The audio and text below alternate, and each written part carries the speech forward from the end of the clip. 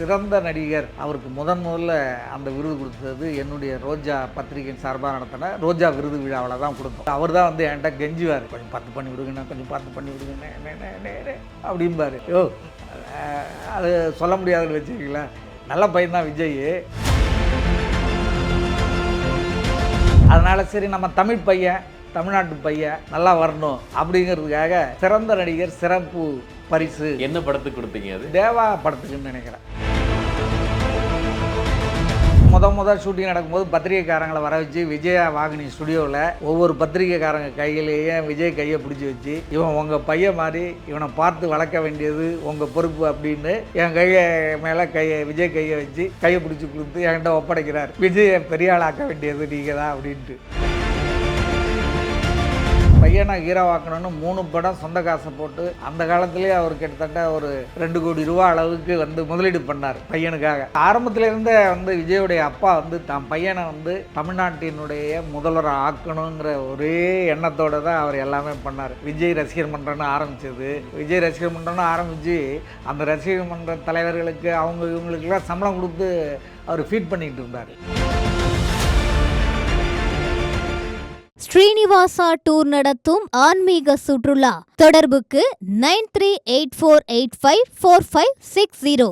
Everest easy chef ஆகுங்கள் சில நிமிடங்களிலேயே. சௌபாக்யா home and kitchen appliances. நீங்கள் வந்து ஆரம்ப காலங்களில் நிறையா ஃபங்க்ஷன்ஸ் வச்சுருக்கீங்க, அவார்ட் ஷோஸ் வந்து நீங்களும் பண்ணியிருக்கிறீங்க. நீங்கள் தான் விஜய் அவர்களுக்கு முதல் அவார்டு கொடுத்ததாகவும் சொல்லப்படுது, உண்மையா? ஆமாம், அவர் சிறந்த நடிகர் சிறப்பு விருதுன்னு சொல்லிட்டு அவருக்கு முதல்ல அந்த விருது கொடுத்தது என்னுடைய ரோஜா பத்திரிகையின் சார்பாக நடத்தின ரோஜா விருது விழாவில் தான் கொடுத்தோம். அதுக்கு காரணம் வந்து நான் இல்லை, அவருடைய பிஆர்ஓ பிடி செல்வகுமார். அவர் தான் அவரை வந்து அங்கே போய் வேலையில் சேருங்கன்னு அனுப்பிச்சி விட்டது நான் தான். ஓகே. பிடி செல்வகுமாரை அப்போ வந்து தன்னுடைய பிஆர்ஓ பண்ணுற கதாநாயகனை உயர்த்தணுங்கிறதுக்காக அவர் என்கிட்ட வந்து அண்ணன் தான் என்ன சொல்லுவார், அண்ணன் இந்த தடவை நம்ம விஜய்க்கு சிறந்த நடிகர் விருது கொடுங்கண்ணே அப்படின்ட்டு அவர் தான் வந்து என்கிட்ட கெஞ்சுவார். டெய்லி ஆஃபீஸுக்கு வந்து கொஞ்சம் பார்த்து பண்ணி விடுங்கண்ணே, கொஞ்சம் பார்த்து பண்ணி விடுங்கண்ணே அப்படிம்பார். யோ அது சொல்ல முடியாதுன்னு வச்சுக்கீங்களேன். நல்ல பையன் தான் விஜய். இருந்தாலும் வரட்டையா, இன்னும் ஒரு 4-5 படம் நடிச்சு கிடிச்சிட்டு வரட்டையா அப்படின்னு சொல்லி சொல்லுவேன் நான். இருந்தாலும் அவர் ரொம்ப கெஞ்சுவார். அப்புறம் டைரக்டர் சந்திரசேகர் சார் கூட ஃபோன் பண்ணுவார், பேசுவோம், நல்ல நண்பர் அவர். அதனால் சரி நம்ம தமிழ் பையன், தமிழ்நாட்டு பையன் நல்லா வரணும் அப்படிங்கிறதுக்காக சிறந்த நடிகர் சிறப்பு பரிசு. என்ன படத்துக்கு கொடுத்தீங்க? அது அந்த டைம் அந்த அவருடைய தேவா படத்துக்குன்னு நினைக்கிறேன். முதல் தேவா படத்துக்கு. அப்புறம் வரிசையாக 2-3 படத்துக்கு கொடுத்தோம். 2-3 வருஷம் கொடுத்தோம். அப்போ அவருடைய விழாவிலெல்லாம் மேடையில் பாடுவார், நல்லா அருமையாக பாடுவார். விஜய் வந்து ரொம்ப அருமையான மனிதர், பழகிறதுக்கு போகிறதுக்கு எல்லாம் ரொம்ப நல்ல மனிதர். இப்போ நீங்கள் அருமையான மனிதர்னு சொல்கிறதுனால கேட்குறேன், இப்போ இருக்கிறவங்க தான் சொல்கிறாங்க விஜய் நல்லா பேசுகிறாரு, அவர் ரொம்ப ஜாலியாக இருக்காரு அப்படின்னு சொல்லி. ஆமாம். ஆனால் அப்போ வந்து அவர் ஏன்னா அதிகபட்சம் இப்போ நாங்கள் சின்ன வயசுலேருந்து கேள்விப்பட்ட விஷயம் ஒன்று தான், அவர் யார்ட்டையும் பேச மாட்டார், அவர் ரொம்ப அளவாக தான் பேசுவார் அப்படின்னு சொல்லுவாங்க. அது உண்மை தானா சார்? இல்லை உங்களுக்கு ஒரு கம்ஃபர்ட் ஜோன் வேணும் அதுக்காக அப்படி நல்லா பழகினவங்கள்ட்ட நல்லா அழகாக நல்லா கலகலப்பாக பேசுவார், காமெடியாக பேசுவார். கொஞ்சம் பெரியவங்ககிட்ட டிஸ்டன்ஸாக இருக்கிறது நல்லது தானே, அவங்கக்கிட்ட போய் அதிகமாக பேசக்கூடாதுல்ல. என்னப்பா லொடான்னு பேசிக்கிட்டே இருக்காங்க இவன் அப்படின்ட்டு இதாகிடும்ல. அப்போல்லாம் வந்து சரத்குமார், கார்த்திக் இவங்க படங்கள் தான் மிகப்பெரிய வெற்றி. சூரியவம்சம், நாட்டாமை, அவருக்கு வந்து கார்த்திக் வந்து உன்னிடத்தில் என்னை கொடுத்து, இந்த படங்கள்லாம் பெரிய வெற்றி. அது அவங்களுக்கு தான் சிறந்த நடிகர் விருது. ஓகே. அந்த டைமில் விஜய் அவர்களுக்கு கொடுத்தது ரொம்ப பெரிய விஷயம் தானே? ரொம்ப பெரிய விஷயம். அதுக்கு அந்த செல்வகுமாருக்கு தான் அவங்க நன்றி சொல்லலை. செல்வகுமார் தான் அதை வந்து என்கிட்டேருந்து அதை கொடுக்க வச்சு மோட்டிவேட் பண்ணது அவர் தான். ஓகே. சரி, அப்புறம் நானும் யோசித்து பார்த்தேன், எப்போ நமக்கு வந்து தமிழ் நடிகர்கள், தமிழ்நாட்டுக்காரன் அப்படின்னா ஒரு சின்ன பாசம், அதுக்காக பண்ணிவிட்டோம். ஸோ விஜய் அவர்கள் வந்து இப்போ இருக்கிற அந்த growth இருக்குல்ல சார், நீங்கள் தேவா படத்தில் நீங்கள் பார்த்துருக்கீங்க, அதுக்கு முன்னாடி அவர் வந்து இவர் தான் முதல் நாள் ஷூட்டிங்கு முதல் ஷூட்டிங் நடக்கும்போது பத்திரிகைக்காரங்களை வர வச்சு விஜயா வாகினி ஸ்டுடியோவில் ஒவ்வொரு பத்திரிகைக்காரங்க கையிலேயே விஜய் கையை பிடிச்சி வச்சு, இவன் உங்கள் பையன் மாதிரி, இவனை பார்த்து வளர்க்க வேண்டியது உங்கள் பொறுப்பு அப்படின்னு என் கையை மேலே விஜய் கையை வச்சு கையை பிடிச்சி கொடுத்து என்கிட்ட ஒப்படைக்கிறார். விஜயை பெரிய ஆளாக்க வேண்டியது நீங்கள் தான் அப்படின்ட்டு. எஸ்.ஏ. சந்திரசேகர் நாங்கள் ஒரு 10 பத்திரிகைக்காரங்க எங்ககிட்ட தான் ஒப்படைக்கிறார். ஒவ்வொருத்தருட்டையும் அந்த மாதிரி. ஓகே. அப்படிப்பட்ட ஒரு மனிதர், நல்லா மார்க்கெட்டிங் தெரிஞ்ச ஒரு எஸ்.ஏ. சந்திரசேகர். அறிவான அந்த காலத்துலேயே டைரக்டர்லேயே அதிகமாக சம்பாதிச்சவர் அவர் தான். ஓகே. ஸோ விஜய் அவர்களுடைய முதல் படம் ரிலீஸ் ஆகுது சார். ஸோ அந்த டைம் வந்து அவர் என்னென்ன விஷயங்கள்லாம் ஃபேஸ் பண்ணியிருப்பார் சார்? ஏன்னா நீங்கள் ஒரு பத்திரிகையாளர் அப்படின்றதுனால இதை நான் கேட்குறேன்.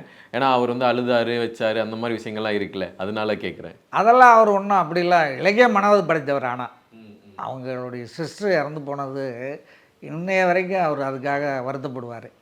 ரொம்ப இலக்கிய மனசு படைத்தவர். அது உங்களுக்கு ஒரு படம் வந்து ரிலீஸ் ஆகி பெருசாக பேசப்படலை அப்படிங்கிறம்போது எல்லாருக்கும் இருக்கிறதான வருத்தம். இருந்தாலும் அடுத்தடுத்து அவர் பையனை ஹீரோவாக்கணும்னு 3 படம் சொந்த காசை போட்டு பண்ணி அதை வந்து கொண்டு வந்தார். ஓகே. ஒரு கடையை வைக்கிறதுங்கிறது, கடையை வச்சு அதை மார்க்கெட் பண்ணுறது பெரிய விஷயம் இல்லையா? அந்த காலத்துலேயே அவர் கிட்டத்தட்ட ஒரு 2 கோடி ரூபா அளவுக்கு வந்து முதலீடு பண்ணார் பையனுக்காக.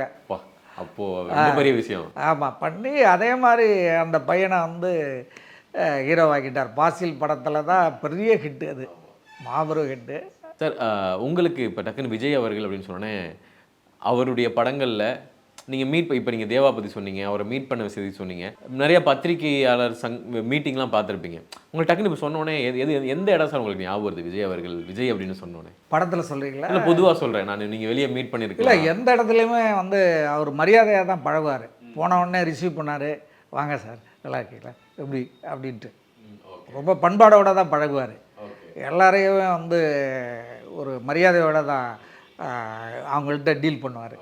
ஸோ இப்போ இருக்கிற விஜய் அவர்களுடைய அந்த வளர்ச்சியை பற்றி எப்படி என்ன நினைக்கிறீங்க? ஏன்னா நீங்கள் சொன்ன மாதிரி உங்கள் கையை பிடிச்சி விஜய் அவர்கள் இந்த மாதிரி வரணும் அப்படின்னு சொல்லிட்டு ஒவ்வொரு பத்திரிகையாளர்கிட்டே சொல்லியிருக்கிறாரு எஸ்எஸ்சி சார். ஸோ இப்போ அவருடைய வளர்ச்சி வந்து உச்சமாக இருந்து இப்போ ஒரு கட்டத்துக்கு இல்லை, ஆரம்பத்தில் வந்து விஜயோடைய அப்பா வந்து தான் பையனை வந்து தமிழ்நாட்டினுடைய முதல்வர் ஆக்கணுங்கிற ஒரே எண்ணத்தோடு தான் அவர் எல்லாமே பண்ணார். நடிக்க வச்சது. அதுக்கு பிறகு பார்த்தீங்கன்னா அவர் வந்து உதவிகள், நலத்திட்ட உதவிகள்லாம் பண்ணுவார். விஜய் ரசிகர் மன்றம்னு ஆரம்பித்தது. விஜய் ரசிகர் மன்றம்னு ஆரம்பித்து அந்த ரசிகர் மன்ற தலைவர்களுக்கு இவங்களுக்கெல்லாம் சம்பளம் கொடுத்து அவர் ஃபீட் பண்ணிக்கிட்டு இருந்தார். அந்தந்த ஒவ்வொரு மாவட்டத்துலேயும் ஒரு நலத்திட்ட உதவிகள் நடக்கும்போது தையல் மிஷின் அது இதுன்னு வாங்கி கொடுப்பாங்கள்ல, சும்மா குறைஞ்சபட்சம் வச்சுட்டா கூட ஒரு 2 லட்ச ரூபா செலவாகும். அதெல்லாம் பண்ணி வளர்த்தார் அவர் ரசிகர் மன்றத்தை. ஆனால் இப்போ அவங்க என்ன சொல்கிறாங்க அப்படின்னா, சில சோசியல் மீடியாவில் பேசுகிறது தான், அவர் இப்போ தான் அரசியல் வரதுக்காக தான் இவ்வளோ மாணவர்களை சந்திக்கிறது இந்த மாதிரி விஷயங்கள்லாம் சொல்கிறாங்க. அது உண்மையா? இல்லை, அப்போவே அவர் எல்லாருமே படப்பிடிப்புலேயே வந்து எல்லாரும் போய் கை கொடுத்தாங்க, ஆட்டோகிராஃப் கேட்டாங்கன்னா போட்டு கொடுப்பாரு, கை கொடுப்பாரு. அப்படிலாம் பந்தா பார்ட்டி கிடையாது விஜய். நல்ல ஒரு சாதாரணமாக எளிய நம்ம தமிழ்நாட்டுக்கார பையன் மாதிரியே இருப்பார், எளிமையாக பழகுவார். இப்போ நார்த் இந்தியன் அந்த மாதிரி ஹீரோக்கள் தான் வரும்போது பெரிய பந்தா பண்ணுவாங்க, இது பண்ணுவாங்க. இவர் அப்படி இல்லை, ரொம்ப சாதாரணமாக பழகுவார், நல்ல டைப்பு. ஸோ அவருடைய இப்போ இருக்க ஒரு பரிணாமம் TVK தமிழக வெற்றி கழகம் அப்படின்னு சொல்லிட்டு ஸ்டார்ட் பண்ணியிருக்கிறாரு. அது அப்படியே வந்து ரொம்ப பாசிட்டிவாகவும் போய்கிட்டு இருக்கு, நிறைய கான்ட்ரவர்சியும் போய்கிட்டு இருக்கு.